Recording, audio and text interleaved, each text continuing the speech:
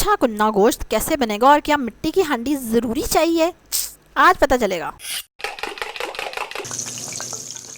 बिस्मिल्लाहिर्रहमानिर्रहीम, अस्सलाम वालेकुम, वेलकम टू माय चैनल। आज ज़बरदस्त सा बीफ कुन्ना गोश्त बन रहा है और यही रेसिपी अगर आप इंग्लिश में देखना चाहते हैं तो मेरे इंग्लिश चैनल पे आप जा सकते हैं, लिंक है नीचे डिस्क्रिप्शन में।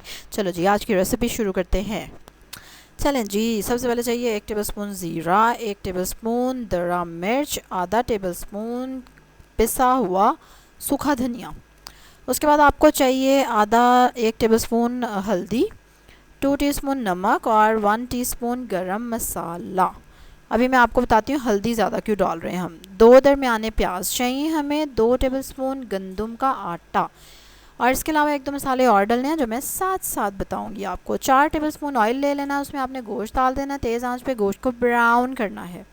गोश्त के आपने बड़े बड़े पीस लेने हैं और बड़ी बड़ी हड्डियों वाला गोश्त लेना है, बोंग का गोश्त जिसको कहते हैं ना, ताकि मज़े का फ्लेवर बने। अच्छा, 1.5 टेबलस्पून अदरक लहसुन का पेस्ट लिया है हमने। अब ये सारे मसाले जाएंगे इस गोश्त के अंदर जिसको हमने ब्राउन किया है, और सिवाय आटे के। हल्दी हम इसलिए ले रहे हैं क्योंकि जो एक स्पेसिफ़िक टेस्ट आता है हमें कुन्ना गोश्त में, अर्दी सा, वो हल्दी की वजह से आता है। ठीक है, मिट्टी की हांडी की वजह से नहीं आता, इसलिए हम मिट्टी की हांडी की कोई ज़रूरत नहीं है। अच्छा, 1 लीटर पानी डाल देंगे आप इसमें और उसके बाद आपने इसको ढक देना है अच्छी तरह के भाप बाहर ना निकले। अब मेरा ये ढक्कन जो है ना काफ़ी अच्छा फिक्स होता है, सिर्फ 2 सुराख ऊपर थे, उनको मैंने आटा लगा के बंद कर दिया, तो it is okay for me. अगर आपकी ऐसी कोई हांडी नहीं है जो खूब बंद हो जाए अच्छे से, तो फिर आप आटा लगा सकते हैं चारों तरफ और ढक्कन दे सकते हैं, वरना इट इज़ फाइन। फिर आपने इसको हल्की आंच पे 4 घंटे पकने देना है और बस उसी पकाई के दौरान इसका ज़बरदस्त फ्लेवर जो है ना वो निकल कर आएगा। आप देख रहे हैं कितना तेल आया हुआ ऊपर, ये अभी तेल गायब हो जाना सारा। अच्छा, उसके बाद आपने इसमें वो जो आटा था घोल के वो डाल दिया और आंच तेज़ कर दी और तेज़ आंच पे इसको 6 मिनट तक चंगा पकाना है आपने। देखा सारा ऑयल गायब हो गया ना, कोई बात नहीं।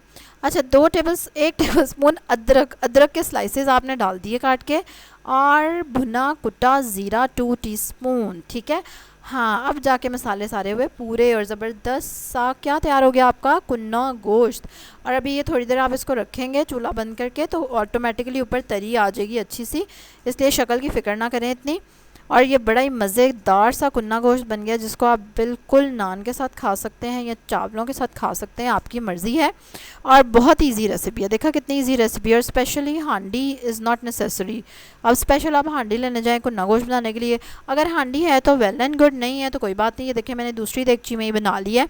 अब इसके लिए बड़े बड़े पीस चाहिए गोश्त के, जो कि ईद पे आपके पास वाफर मिकदार में मौजूद होंगे, और हड्डियाँ भी इस तरह की मिख वाली होंगी। ठीक है, तो ईद मौका होता है इस तरह की रेसिपी ट्राई करने का। बाज़ारी गोश्त ला के इस तरह की रेसिपी बनाना वैसे तो ड्रामेबाजी है, मुझे तो चलो चैनल के लिए बनानी थी, लेकिन आपने अब ईद पे स्पेशल ये रेसिपीज़ लिस्ट बना लें जो ट्राई करनी है, जो बस ईद पे ही ट्राई हो सकती हैं, क्योंकि तभी आपको अपनी मर्ज़ी का गोश्त और हड्डियाँ शड्डियाँ मिल जाती हैं आराम से। ठीक है, और ये जितने ज़्यादा गोश्त का आप बनाएंगे उतना मज़े का बनेगा।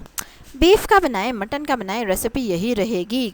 मज़ीद ईद की रेसिपीज़ देखने के लिए सब्सक्राइब करें मेरे चैनल को, बेल आइकन पे ज़रूर क्लिक करें। कल तक के लिए अल्लाह हाफ़िज़।